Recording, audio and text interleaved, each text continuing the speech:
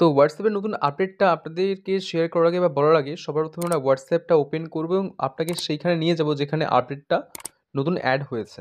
তো সবার প্রথমে আমরা WhatsApp অ্যাপ্লিকেশনটা ওপেন করব। অ্যাপ্লিকেশন ওপেন করার পর এটা WhatsApp এর চ্যাট সেকশনস। তো এখানে উপরের সাইডে সার্চ বাটনের পাশে 3 ডট অপশনে ট্যাপ করবেন।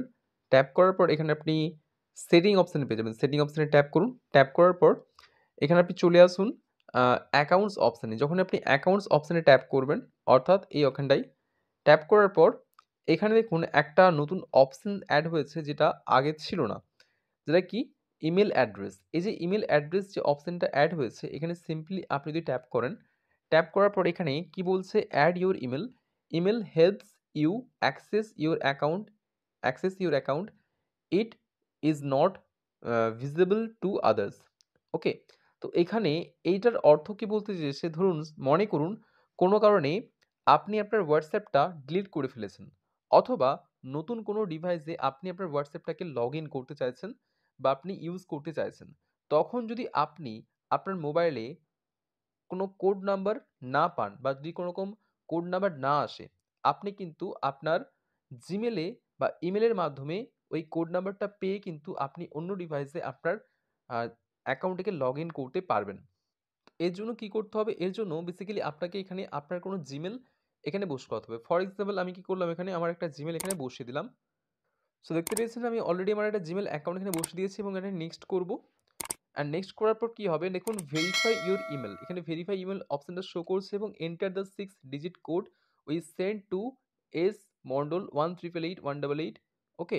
তো এই যে @gmail.com এই যে ইমেইলটা আছে এখানে কিন্তু আমাকে মেইল করা হয়েছে। আমি এর জন্য কি করব? সিম্পলি ব্যাক করব। ব্যাক করে আমি আমার ইমেইলটা চেক করব।